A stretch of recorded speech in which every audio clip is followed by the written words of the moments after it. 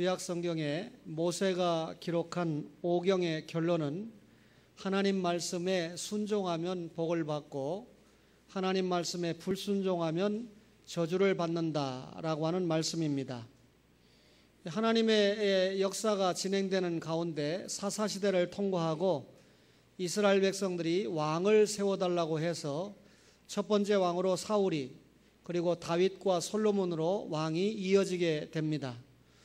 그런데 솔로몬이 죽고 난 다음에 나라가 남쪽 유다와 북쪽 이스라엘로 갈라지게 되지요.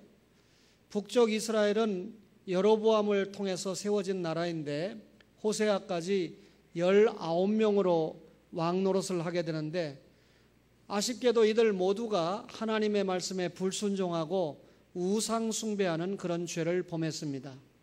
그래서 주전 722년에 하나님께서 아수르라고 하는 몽둥이를 통해서 북쪽 이스라엘이 망하게 됐습니다. 정통 왕가인 남쪽 유다가 형제 국가가 하나님 말씀에 불순종하고 우상 숭배하다가 망하는 것을 보면 정신을 차려야 되는데, 그 후로도 136년 동안이나 이 남쪽 유다도 하나님의 말씀에 불순종하는 일이 지속되었습니다. 북쪽이 망할 때 남쪽의 왕은 아하스라고 하는 왕이었는데, 이 시드기야까지 9명의 왕 가운데 히스기야와 16번째 왕인 요시야 왕을 빼놓고는 7명이 계속해서 하나님의 말씀에 불순종하고 우상 숭배하면서 죄를 쌓아갔던 것입니다. 남쪽 유다도 도리 없이 하나님께서 준비한 바벨론이라고 하는 매를 통해서 나라 망하게 됩니다. 근데 망하기 전에 이미 주전 605년에 다니엘과 세 친구가 1차로 포로로 끌려가게 됩니다. 오늘 여러분과 제가 에스겔서 3장 1절로 15절을 읽어보았는데, 이 에스겔이라고 하는 선지자는 주전 597년에 2차로 여호야긴 왕과 함께 끌려가는데요, 여호야긴은 여호야김의 아들인데 남쪽 유다의 20번째 왕이 시드기야 아닙니까? 그 직전 19번째 왕입니다. 3개월 동안 왕노릇 하다가 에스겔이 포로로 끌려갈 때 이 왕도 함께 끌려가는 비참함을 맛보았습니다. 그러다가 주전 586년에 남쪽 유다가 완전하게 바벨론에 망하게 되죠. 그러니까 나라가 망하기 전에 이미 1차, 2차로 백성들이 포로로 끌려가게 되니까 얼마나 남쪽 유다가 힘이 없이 돼버리고 말았습니까? 오늘 우리가 에스겔 선지자를 만나게 되는데, 예레미야 선지자나 또 오늘 이 다니엘 선지자나 에스겔 선지자는 동시대 선지자입니다. 같은 역사를 통과하고 살면서 같이 보고 같이 느꼈던 하나님의 종들입니다. 그런데 오늘 우리가 본문에서 읽었던 것처럼 에스겔 선지자는 바벨론의 포로로 끌려가서 테라빕이라고 하는 그발강가에 살고 있었습니다. 포로로 끌려갈 때는 이 예루살렘 귀족의 제사장 신분으로 끌려갔습니다. 그런데 바벨론으로 끌려간 다음에 5년쯤 지나서 하나님의 선지자로 부름을 받는 축복을 입게 됩니다. 하나님의 선지자로 부름을 받았다, 이 말은 선지자는 하나님의 입이니까 하나님께서 주시는 말씀을 전하는 사명을 감당하는 것이 1차적으로 선지자의 사명이지 않습니까? 그래서 에스겔이 선지자가 된 이후에 대부분 자기의 생을 포로가 된 동족들에게 하나님의 말씀을 전하는 데 바쳤습니다. 오늘 우리 에스겔서가 모두 48장으로 되어 있는데, 그 가운데 1장부터 24장까지가 유다가 심판을 받는다, 동족들이 하나님의 말씀에 불순종함으로 심판받는다, 이 말은 아직 남쪽 유다가 바벨론에 의해서 망하기 직전입니다. 에스겔이 포로로 끌려간 이후에 5년 만에 30세에 선지자가 됐는데, 이때는 아직 바벨론에 의해서 나라가 망하지 않을 때예요. 그러니까 그렇게 살면, 회개하지 않으면, 하나님 말씀대로 순종하지 않으면, 돌아오지 않으면 망한다, 유다의 심판에 대해서 이야기했습니다. 그 다음에 25장부터 에돔이라든지 두로라든지 또 시돈이라든지 애굽이라든지 또 암몬이라든지 모압이라든지 이런 이방 나라도 멸망한다고 하는 그런 예언을 에스겔이 했습니다. 여러분, 그렇게 에스겔이 피토하는 심정으로 하나님의 말씀을 전했는데도 동족 이스라엘이 돌아왔습니까? 회개했습니까? 회개하지 않았습니다. 그래서 나라가 망했지요. 에스겔 선지자는 자신이 이미 포로로 끌려왔습니다. 동족들도 이미 망했습니다. 망한 다음에는 그렇게 살면 망합니다, 이렇게 예언한 것이 아니고 그렇게 살다 망한 이스라엘 백성에게 찾아가서 위로하고 격려하고 때가 차면 70년이 차면 회복됩니다, 돌아갑니다 라고 하는 희망의 메시지를 주었습니다. 선지자가 하나님의 말씀으로 살지 못할 때 그렇게 살면 망합니다, 그렇게 살면 심판받습니다, 이 말씀도 전하지만 그렇게 살고 있는 백성에게 예수 그리스도의 은혜 안에서 회복됩니다, 돌아옵니다 라고 하는 것도 줄 수 있을 때 참 선지자라고 말할 수가 있겠지요. 여러분, 25세에 포로로 잡혀갔던 에스겔이 30세에 선지자로 부름을 받았습니다. 에스겔이 선지자로 부름을 받았을 때 동족 이스라엘 백성들은 하나님 앞에 회개하지 않고 살았습니다. 회개하지 않고 또 회개하지 않으니까 하나님 앞에 예배가 결여되는 것은 당연했겠지요. 하나님의 백성이 회개하지 않고 하나님의 백성이 예배가 정상적으로 되지 않을 때 영적으로 부패하는 것은 말할 것도 없고 생활적으로 나타나는 부패는 뚜렷하게 나타날 수밖에 없는 것입니다. 이럴 때 하나님께서 에스겔을 불러서 환상으로 예언을 했습니다. 저들이 포로된 것은, 너희 동족들이 포로가 된 것은 죄 때문이다. 하나님의 말씀에 불순종한 것 때문이다. 여러분, 우리가 하나님 앞에 범죄할 수 있습니다. 연약하기 때문에 넘어질 수 있습니다. 문제는 그것을 죄로 깨닫지 못하고 회개하지 않는 것이 문제지요. 이스라엘 백성들이 죄 때문에 하나님의 심판을 받았는데도 불구하고 회개하지 않는 것입니다. 그래서 에스겔을 보내서 하나님 앞에 돌아오라, 죄를 회개하고 하나님 앞에 돌아오라. 다른 선지자들은요 거짓 예언을 합니다. 이스라엘 백성들이 곧 돌아온다는 겁니다. 곧 해방을 받는다는 겁니다. 아닙니다. 에스겔은 70년이 차야 해방을 받는다고 하나님 말씀을 전했습니다. 거짓 선지자는 내 뜻을 전하는 겁니다. 거짓 선지자는 사람들이 좋아하는 말을 전하는 겁니다. 어떤 경우든지 참 선지자는 하나님의 말씀 전하죠. 어떤 경우든지 참 선지자는 내 뜻이 아니고 하나님의 뜻을 전하는 줄로 믿습니다. 에스겔은 주장합니다.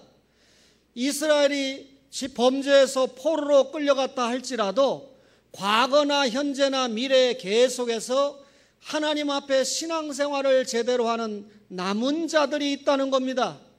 다 하나님 앞에 타락했겠습니까? 몽땅 하나님 앞에 범죄했겠습니까? 신앙생활을 철저히 하는 이 남은 자들을 통하여 이스라엘은 회복이 될 것이다. 이스라엘은 지금 포로 생활을 하고 있지만 반드시 회복됩니다. 멀리 보면 예수 그리스도를 통하여 진정한 자유와 해방을 주신다고 하는 것이 이들 메시지의 핵심입니다. 여러분, 구약 성경을 읽어볼 때 다니엘서를 읽지요. 또 에스겔서를 읽을 때 우리가 많은 부담을 느끼는 것이 사실이지 않습니까? 이 두 성경은 환상이 많습니다. 또 상징이 많습니다. 에스겔서 같은 경우는 신약 성경에 다니엘서와 흡사한 모습을 많이 보여주고 있지요. 그래서 구약의 계시록이다, 이런 이야기도 합니다. 여러분, 분명한 것은 에스겔 자신이 지금 자신도 포로로 끌려갔습니다. 그런데 하나님 앞에 부름을 받은 이후에 포로 생활을 하고 있는 동족들에게 하나님의 말씀에 대한 확신을 가지고 그 말씀을 그들에게 전하는 사명을 분명하게 감당했다는 것이죠. 똑같이 포로 생활하는데, 똑같이 안타까운 생활을 하는데 동족들에게 이런 사명을 감당한다는 것은 확신이 없으면 불가능하거든요. 자신이 없으면 주의 말씀을 전할 수 없는 것이거든요. 그런데 에스겔은 그발강가에서 하나님의 부름을 받았습니다. 예언자로 하나님 앞에 뽑힘을 받았습니다. 하나님의 말씀에 확신을 가지게 되니까 가만히 앉아 있을 수가 없지요. 하나님의 말씀을 받게 되니까 움직일 수밖에 없지요. 주의 말씀을 받은 여러분과 저가 정체된 신앙이 아니라 생산적인 신앙, 파괴적인 신앙이 아니라 건설적인 신앙, 진취적인 신앙, 생산적인 신앙을 가질 줄로 믿습니다. 오늘 에스겔에게 하나님이 찾아오셔서 두루마리를 주셨습니다. 에스겔 2장 9절을 한번 보시겠습니까? 2장 9절에 보니까 내가 보니 보라 한 손이 나를 향하여 펴지고 보라 그 안에 두루마리 책이 있더라 그랬습니다. 에스겔이 환상을 보았습니다. 한 손이 펴져 있었다는 거예요. 그런데 그 한 손에 두루마리가 있었다는 거예요. 그런데 그 두루마리 안과 박을 보니까 무엇인가 기록되어 있었습니다. 그 기록된 것이 뭡니까? 하나님이 주신 말씀이 기록되어 있었다는 거예요. 여러분, 선지자는요 하나님의 말씀을 받은 사람입니다.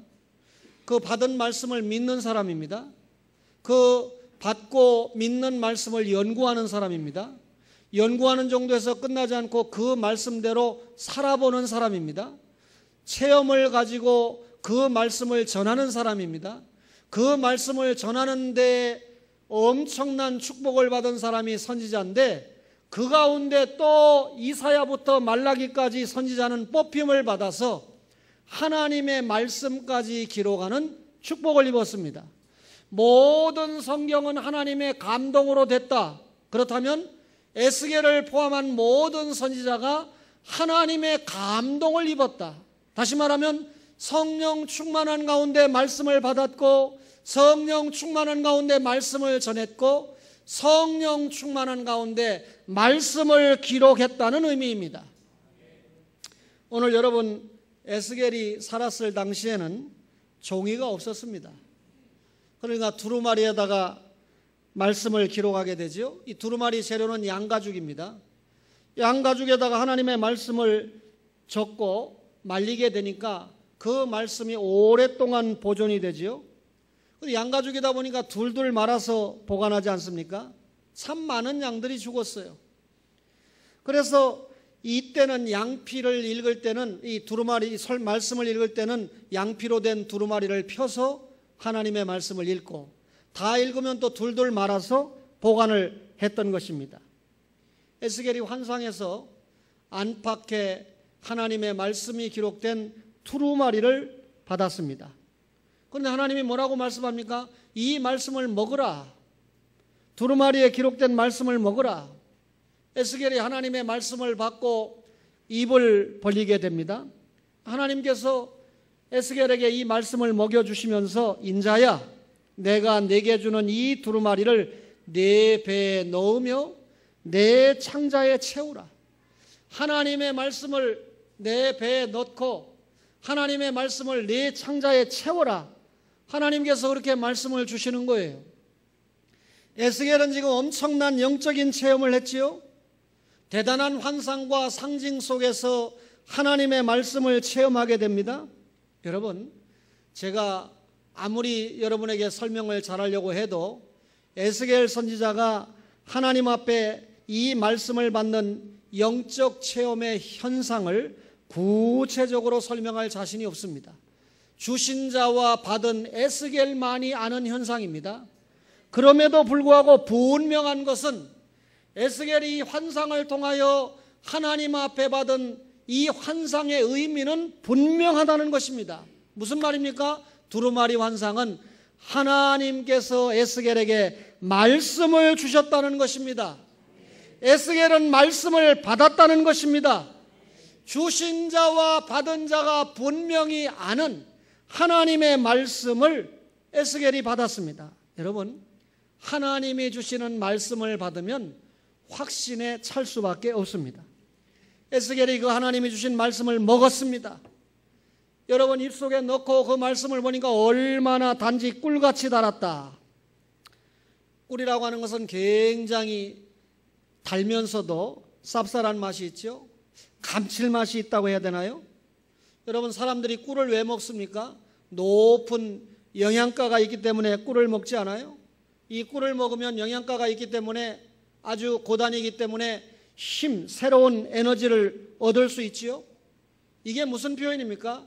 두루마리 말씀을 먹으니까 꿀을 먹어서 얻는 에너지가 생기는 것처럼 말씀에 확신이 찬 에너지가 에스겔에게 넘쳤다, 그 말입니다. 지금 에스겔을 포함한 이스라엘 백성들은 나라 잃어버렸습니다. 바벨론에 망했습니다. 포로 생활을 하고 있습니다. 인간적으로 기쁨을 빼앗겨버리고 말았습니다. 그런 가운데도 오늘 이 에스겔은 하나님의 말씀을 받으면서 에스겔아, 내가 너를 버리지 않았다. 에스겔아, 동일하게 포로 생활을 하고 있는 너의 민족을 내가 절대로 버리지 않았다. 과거에 함께 했던 것처럼 너희가 나라를 빼앗겨 절망하고 있는 이 시간에도 내가 너희와 함께 한다. 내가 너희를 버리지 않았다. 내가 너희를 완전히 붙들고 있다. 할렐루야. 에스겔이 받은 말씀입니다. 확신에 찰 수밖에 없지요. 기쁨에 찰 수밖에 없지요. 에스겔서 2장 10절에 보니까 분명히 그 말씀은 애가와 애곡과 재앙의 말이 기록되었다 그랬습니다. 여러분, 이런 말씀을 받았는데도 꿀맛같이 좋았어요. 많이 먹었습니다. 에스겔이 배부르게 먹었습니다. 하나님의 말씀을 많이 먹고 배부르게 먹으니까 힘이 생기는 건 자동적인 이치였습니다. 그리고 하나님이 에스겔에게 와 말씀을 주셨을까요? 너 잘 먹고 너 살찌고 너 혼자 신앙생활 잘하고 너 혼자 경건생활 잘하라고 말씀을 주셨습니까? 아닙니다. 하나님의 말씀을, 네가 먹은 말씀을, 네가 체험한 말씀을 포로 생활하고 있는 내 동족에게 전하라. 사명을 감당하라고 말씀을 주셨던 것입니다. 여러분과 저가 말씀을 먹어야 됩니다. 아직도 자기 신앙 하나 주체하지 못하는 성도가 있습니까? 예수를 3년 5년 믿었는데도 자기 하나 간수를 못하는 성도가 있습니까? 비극입니다. 적어도 하나님께서 이 초원성산에 여러분을 불러주셨는데 시간이 가고 말씀을 받으면서 자기 신앙을 책임지는 것은 말할 것도 없고, 그 말씀을 깨닫고 그 말씀을 믿는 것이 먹는 것이죠. 그 말씀에 순종하는 것이 먹는 것이죠. 그 말씀을 잘 먹으면 영혼이 맑아집니다. 그 말씀을 잘 먹으면 확신에 차게 돼 있습니다. 그 말씀을 잘 먹으면 죽어가는 영혼들을 볼 때 가만히 있을 수가 없는 것입니다. 따라서 여러분과 저가 말씀을 받아 확신이 생기면 이 확신에 찬 말씀을 죽어가는 영혼들을 향해서, 가족들을 향해서, 남편을 향해서, 자식을 향해서 전하지 않고는 견딜 수가 없는 것이죠. 여러분, 말씀을 사모하십니까? 주일을 사모하십니까? 아이고, 벌써 주일이 또 왔어? 왜 이렇게 주일이 빨리 오는 거야? 아니고, 주일이 지나고 나면 바로 주일이 기다려지는 사람, 예배가 사모되는 사람, 강단에서 하나님이 어떤 말씀을 주실까? 어떤 말씀으로 내 영이 새롭게 소성할까? 하나님과의 관계를 사모하는 사람이죠. 교제를 사모하는 사람이죠. 말씀을 사모하는 사람이죠. 계속해서 여러분과 저에게 하나님이 두루마리를 주실 줄로 믿습니다. 하나님은 이 두루마리 말씀을 증거하게 하셨습니다. 에스겔 3장 4절을 우리 권사님들이 한번 크게 읽어보겠습니다. 에스겔서 3장 4절입니다. 시작.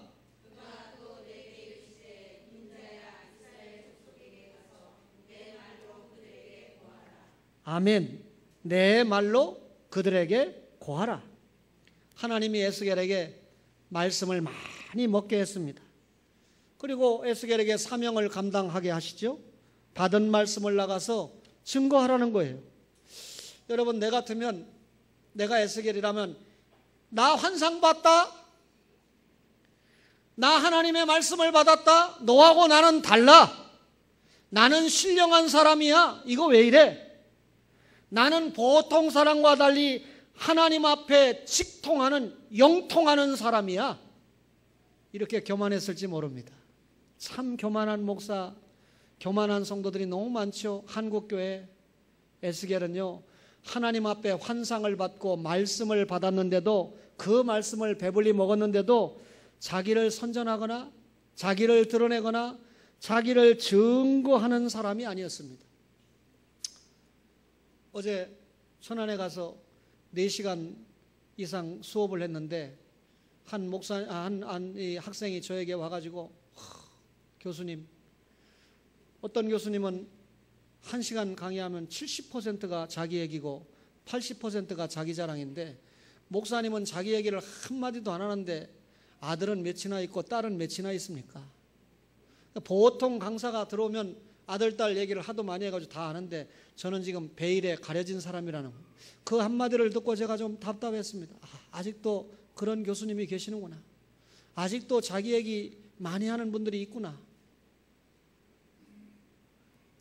에스겔에게 두루마리를 먹게 하신 것은 하나님이 주신 그 말씀만을 동족들에게 전하라고 주신 것입니다. 여러분, 에스겔을 통해서 이 말씀을 받아야 될 유대인들이 이방인만도 못했다. 거기 언어가 다른 백성이라는 말은 이방인만도 못했다, 그 말입니다. 차라리 에스겔이 하나님의 말씀을 이방인에게 전했다면 이방인들이 그 말씀을 받고 단맛으로 여기고 구원에 동참하고 하나님의 자녀가 되었을 텐데, 오히려 같은 동족인 유대인들이 에스겔 선지자가 주는 말씀을 전혀 들으려고 하지 않았습니다. 하나님께서 뭐라고 말씀합니까? 그들의 이마가 굳어 있었다. 그들의 이마가 굳어 있었다. 무슨 말입니까? 자기 주관에 꽉 찼다. 하나님의 말씀을 아무리 전해주려고 해도 내 주관, 내 사상이 꽉 차 있으니까 전혀 하나님의 말씀을 받으려고 안 한다는 거예요. 유대인들이 하나님의 말씀을 받지 않으니까 그들의 마음이 강팍해지는 건 두말할 필요가 없겠죠. 저들의 마음이 강팍해졌다. 하나님의 말씀을 받지 않는다. 무슨 말입니까? 하나님이 버리셨다는 말이죠. 여러분, 유대 백성들은 하나님의 말씀을 받지 않고 하나님에 대해서 감정이 좋지 않았어요. 하나님이 살아계시다면 우리가 이렇게 종살이하면 됩니까? 세상 속에서 군림하고 살아도 될까 말까인데 하나님의 백성을 이런 처지로 만들어 되겠습니까? 원망하고 불평합니다. 왜 망했습니까? 왜 종살이합니까? 하나님의 말씀에 순종하면 복을 받지만 이건 잊어버리고, 불순종하면 저주를 받는다. 우상숭배하면 망한다. 하나님의 말씀에 불순종하면 저주를 받는다는 이 자신들의 소행을 전혀 깨닫지 못하는 것이죠. 원인은 모르고 결과만 가지고, 하나님이 계시면 내가 이렇게 종살이 합니까? 하나님이 계시면 내가 이렇게 비참하게 삽니까? 따지는 거죠. 하나님은 에스겔이 강팍한 백성들을 대할 때 에스겔이 얼마나 두려웠겠어요. 동족들의 마음이 닫혀 있으니까 얼마나 두렵겠어요. 그런데 하나님이 말씀합니다. 에스겔아, 내가 네 얼굴을 굳게 하겠다. 이 말이 무슨 말입니까? 에스겔의 얼굴을 굳게 하겠다는 말은, 에스겔아, 내가 너에게 흔들림 없는 용기를 주겠다. 너의 백성들에게 말씀을 전할 때 그들의 상태와 관계없이 너는 하나님의 종이지, 하나님의 말씀을 받았지, 그 말씀을 전하는데 흔들림 없는 용기를 가지고 전해라. 백성들이 너를 환영하든지 말든지. 여러분, 설교할 때 환영하는 사람들에게 설교를 전하면 얼마나 좋겠습니까? 근데 여러분, 말씀을 반대하고 싫어하고 내 말씀에 대해서 냉담하고 말씀에 무관심한 사람들 앞에서 설교를 한다는 것은, 말씀을 전한다는 것은 보통 용기가 필요한 것이 아닙니다. 저는 요즘 그동안 신학교 강의를 오랫동안 했지만 부산 외국어대학교에서 강의하는 것만큼 개인적으로는 스트레스가 되지만 또 반면에 기도가 되는 일이 없었습니다. 이 불신 친구들을 어떻게 한 학기 동안 내가 가르쳐야 될까? 하나님이 보내신 이유가 뭘까? 이들에게 어떻게 하나님의 말씀을 전해서 그 일반 대학교에서 기독교의 이해라고 하는 과목에 들어와 있으니까 내가 기독교를 이해시키려면 예수님을 가르쳐야 되고, 성령님을 가르쳐야 되고 성경을 가르쳐야 되는데 잘 들으려고 안 하잖아요. 또 지들은 들어야 되잖아요. 학점을 따야 되잖아요. 믿음은 들음에서 나고 들음은 그리스도의 말씀으로 말미암으니 정찬배 장로님이 날 안 알아줘도 하나님이 나를 최고의 교수로 인정하는구나. 부산 외국어대학교의 일반 교수가 꽉 찼지만 여러분 믿습니까? 목사 교수보다 훌륭한 교수 있겠습니까? 어떤 교수가 그들에게 진리를 주겠어요? 어떤 교수가 그 시간에 예수는 나의 구주라고 가르치겠습니까? 그랬다가는 다음날 이렇게 되지요. 그러나 저는요, 아무리 예수를 가르쳐도 예수를 너무 지나치게 가르치다가 다음 학기는 오지 마시오라고 할지라도 이번 학기만큼은 내가 나에게 맡겨진 140여 명의 영혼들을 그들이 말씀을 잘 받으면 학기 끝나기 전에 예수 믿는다고 고백하든지 아니면 또 내가 심어놓으면 어느 정도 시간이 끝나고 나면 다른 사람이 또 전할 때 친구나 가족에게 어떤 사건이 생길 때 복음을 영접할 줄로 믿습니다.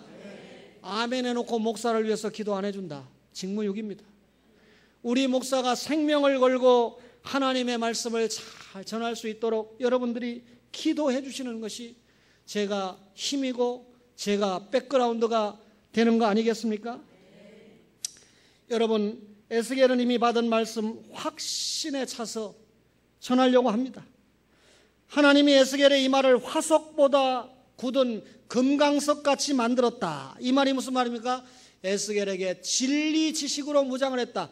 화석보다 강한 금강석같이 만들었다. 이 말은 어떤 것보다도 진리보다 강한 게 없거든요. 세상의 사상이나 세상의 논리가 진리보다 강할 수 없거든요. 따라서 오늘 에스겔에게 하나님이 진리로 무장을 시켰다 그 말입니다. 너는 마음으로 받으며 귀로 듣고 사로잡힌 내 민족에게로 가서 그들이 듣든지 아니 듣든지 그들에게 고하여 이르기를 주 여호와의 말씀이 이러하니라. 여러분 우리가 가진 진리는요 무엇보다도 강하고 영원 불변합니다. 여러분 진리가 저를 구원했잖아요. 진리가 저를 목사 만들었잖아요. 그 진리를 여러분에게 전하는 사람 만들었잖아요. 여러분도 그 진리가 여러분의 영과 혼과 관절과 골수를 쪼개서 예수 믿고 구원받았잖아요. 술쟁이가 여러분 구원받았잖아요. 노름쟁이가 구원받았잖아요. 온갖 못된 이 습성 속에 살던 여러분과 저가 성경 말씀을 통해서 하나님의 은혜를 통해서 구원받고 하나님의 자녀가 된 줄 믿습니다. 그 말씀이 우리를 변화시키잖아요. 그 말씀이 우리를 세상 사람들에게 존경받을 만큼 변화를 시키는 거 아닙니까? 세상의 어떤 종교의 주장이나 세상의 어떤 철학이나 어떤 이론이나 어떤 사상도 하나님의 말씀보다 굳건한 것이 없습니다. 오늘 에스겔에게 금강석같이 굳게 하겠다. 이 말은 너에게 진리로만 확신하게 해주겠다. 그 말입니다. 여러분 에스겔에게 주의 영이 함께 하셨습니다. 에스겔 3장 12절에 주의 영이 나를 들어 올리시는데 그랬습니다. 하나님이 말씀 주셨죠? 사명 감당하라고 허락을 하셨죠? 그런데 이런 에스겔에게 주의 영이 함께 했습니다. 주의 영이 에스겔을 들어 올렸습니다. 그리고 주의 영이 에스겔을 어디론가 데리고 가셨습니다. 지금 에스겔은 분명히 땅에다가 발을 대고 있는 상태가 아닙니다. 성령님이 자기를 들어 올려서 공중에서 옮겨가지고 데리고 가셨던 것입니다. 어디로 데리고 왔습니까? 자신이 지금 델아비브의 그발강가에 유대인들이 사는 곳으로 간 것을 알 수 있었습니다. 무슨 말입니까? 성령님이 에스겔을 강하게 인도하셨다. 여러분 우리가 하나님 앞에 말씀을 받고 전하는 사명은 혼자 감당하는 것이 아닙니다. 혼자 노력해서 되는 것이 아닙니다. 무슨 말입니까? 우리가 가야 할 곳, 우리가 보아야 할 곳, 우리가 말해야 할 것을 성령님이 우리에게 주신다. 그런 사인인 줄 믿습니다. 그렇다면 사명자는 성령님의 힘을 가지고 일해야 됩니다. 그것이 성령 충만 아닙니까? 성령 임하시면 너희가 권능받고 예루살렘부터 땅끝까지 가는 거 아닙니까? 성령님에 대한 이끄심, 성령님의 이끄심, 성령님에 대한 확신, 성령 충만, 이것이 우리로 하여금 사명감이 불태오르게 하죠. 지금 유대인들은 나라 잃어버리고 시리에 빠져 있습니다. 너무나 절망하고 있는 동족들을 볼 때 에스겔도 답답했어요. 그래서 7일 동안 아무 말 없이 지내다가 마침내 에스겔이 입을 열어서 하나님께 받은 말씀을 저들에게 전하기 시작했던 것입니다. 사랑하는 초원의 가족 여러분, 우리도 하나님의 말씀을 받아야 돼요. 우리도 하나님의 말씀을 전하라고 하는 사명을 받았습니다. 뭐 전하라는 사명입니까? 하나님의 말씀을 전하라는 사명입니다. 우리 힘으로 안 된다는 거예요. 누구의 힘으로 된다는 겁니까? 성령님의 힘으로 된다는 겁니다. 성령 충만해야 사명자가 될 수 있습니다. 성령 충만해야 신앙생활도 제대로 하고 성령 충만해야 전도생활도 제대로 한다는 거죠. 어떻게 해야 성령 충만합니까? 말씀이 충만해야 성령 충만하죠. 이 말씀 성령님이 기록했잖아요. 기도가 충만해야 성령 충만하죠. 저는 확실히 말합니다. 하나님의 말씀에 순종하는 생활을 잘할 때 성령 충만한 줄로 믿습니다. 여러분, 하나님의 말씀에 충만하지 못하면, 여러분 생활에 순종하지 않으면 성령 충만해서 벗어나게 됩니다.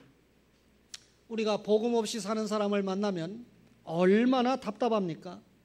전도하다 보면 별별 사람을 다 만나죠. 이번 추석 때도 우리 초원교회는 새벽 기도를 계속해서 한다고 광고가 나갔습니다. 이상철 목사님은 부산도 안 갈 모양입니다. 그런데 여러분들은 다 고향도 가지요? 가기도 하고 오기도 하고 그러지요? 가족들을 만나지요? 여러분, 가족들을 만날 때 신자 가족들을 만나면 얼마나 좋습니까? 그런데 신자 가족을 만나도 이상하게 교파가 다르고 교단이 다르면 뭔가 또 조금 잘 안 맞는 경우가 있긴 하나, 그래도 안 믿는 가족보다는 믿는 가족을 만날 때 행복하죠. 그런데 안 믿는 가족 많이 만나게 되잖아요. 근데 그 안 믿는 가족들을 만날 때 그들을 사랑할 수 있는 기회, 그들과 좀 이 간격이 좁혀질 수 있는 기회로 만드는 것이 명절의 이동 목적 아닙니까? 제사 지내러 갑니까? 우상 숭배하러 갑니까? 지금까지 이렇게 설교를 듣고도. 그런데 가족들을 만날 때 여러분들의 달라진 모습을 보여야 되잖아요. 야, 집사가 되더니 권사락하더니 확실하게 뭔가 다르구나. 이런 모습을 가족에게 보여줬는데 여전히 예수 믿는 것들은 깍쟁이야. 예수 믿는 사람들은 이기주의야. 이런 소리 절대 들으면 안 됩니다. 여러분, 아꼈던 돈 조금 더 쓰세요. 조카에게 세배는 아니지만 용돈도 좀 푸세요. 용돈도 풀 때 그냥 찍 주지 말고 사랑하는 마음으로 내가 너를 위해서 기도한다. 조카야, 내가 너를 사랑한다. 좀 편지도 써서 애절하게 그래가지고 좀 푸세요. 여러분, 분위기 여러분 이 적응한다고 초원교회 와서는, 우리 교회는 안 그렇겠지만 이렇게 열심히 예배드리는데 가서 한 잔 형제들 만나면 하고, 왜? 형제들하고 가까워지려면 한 잔 해야 되지요. 끝나고 나면 또 화토 갖고 와. 고스톱도 한 판 돌리고 그래놓고 이제 놀아줍니다. 그런데 이게 웬일입니까? 하나님이 은혜를 주셔가지고 안 믿던 동생, 안 믿던 개수가 내년에 예수를 믿게 됐어요. 이분들이 예수를 믿는데 좋은 교회 갔습니다. 가만히 보니까 우리 형님이, 우리 형수가 왜 그때 같이 술판했지? 집사 권사락 하면서 그때 왜 고스톱 치고 난장직이었지? 예수를 믿고 난 다음에 흠이 되는 거예요. 오히려 예수를 믿어보니까 그때 명절 때 그렇게 꼿꼿하게 우리 형수가 믿음 생활을 꼿꼿하게 지키더니 정말 예수 잘 믿는 분들이었구나. 예수는 그렇게 믿어야 정답이구나. 이런 소리가 들려야 되는데 내가 믿고 보니까 우리 형님은 그 엉터리 장로잖아. 엉터리 권사였잖아. 이런 소리 들으면 안 됩니다. 초원의 가족 여러분, 여러분들이 이번에 가족을 만날 때 선교사가 되기를 바랍니다. 전도자가 되기를 바랍니다. 입술로 전하고 행동으로 전하고 가족들에게 감동을 주는 그런 사명을 감당하기를 주의 이름으로 축원합니다. 여러분, 우리를 보고 별 이야기 다 하는 사람이 있지요. 다 아는 사람이 있지요. 어떤 주장, 어떤 사상을 가진 사람을 만날지라도 금강석보다 굳게 진리에 대해서 확신을 가졌던 에스겔처럼 우리도 진리를 양보하면 안 된다 그 말입니다. 윤리는 약간 양보하는 경우가 있지만 절대로 진리는 양보할 수가 없지요. 성령님이 우리와 동행하십니다. 아니, 우리 앞서서 성령님이 사역을 해주십니다.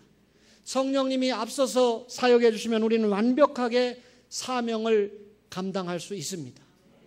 사랑하는 초원의 가족 여러분, 제가 결혼을 해버렸는데 우리 윤정이가 우리 이 초원 홈피에 들어와서 설교를 듣고 있다. 뭐 신학생들이 듣는다, 이사 들어요. 윤정이가 홈피에 설교를 듣고 있다. 옛날에 좀 깨달았으면 얼마나 좋을까. 소리와 같이 우리 교회 다닐 때. 근데 우리 교회 다닐 때는 좀 덜 약간 깨닫고 시집가서 깨달으니까 제가 원통 전통 망통합니다. 사랑하는 소리씨, 그 자리에 앉아있는 기간 동안에 설교를 깨닫고 말씀을 깨달아서 젊음을 통해서 주님 앞에 멋지게 사용받기를 주의 이름으로 축원합니다. 박연섭 집사님이 아멘을 크게 해야 가문에 확실한 변화가 일어날 거 아니에요? 맨 뒤에 사랑하는 설아가 맞나? 사랑하는 광수가 맞아요? 광수 설아씨, 엄마, 설아 아니고 광수. 목사님이 지금 안경이 내 안경이 아니야. 한 달 지나야 돼. 사랑하는 광수 맞아요? 엄마가 너희를 어떻게 길렀는데, 어떻게 키웠는데, 엄마가 영육간의 건강을 유지할 수 있도록 생명을 걸어야지. 학교 다니는 것만 생명 걸어서는 안 돼. 장래가 보장 안 돼. 엄마를 위해서 목숨 걸어야 돼. 엄마의 영적인 건강과 특별히 육신적인 건강을 위해서 목숨을 걸어야 돼. 엄마가 너희들의 행복을 위해서 지금까지 달려왔는데 계속해서 이제 성장한 광수나 설아를 통해서 엄마가 더 행복해지고 엄마가 이 아이들 때문에 더 책임져야 되겠다. 보세요. 소문한 권사님이 애기 안고 다니는 거 보세요. 우리 최경숙 집사님도 설아가 광수가 애기 낳는 거 안고 다녀야 될 거 아니에요? 안고 다니기는 그냥 큰일 났어. 열심히 노력해가지고 내가 손자도 봐준다. 손녀도 내가 업고 다닌다. 하나님 영광을 내가 돌린다. 뭐 성도로 이사가도 열심히 교회 나온다. 이런 마음을 가지고 말씀을 받았으면 사명으로 알고 승리하는 은혜가 있기를 주의 이름으로 축원합니다. 아멘. 광수 아멘. 아멘. 초원의 모든 가족들이 사명을 잘 감당하기를 주의 이름으로 축원합니다.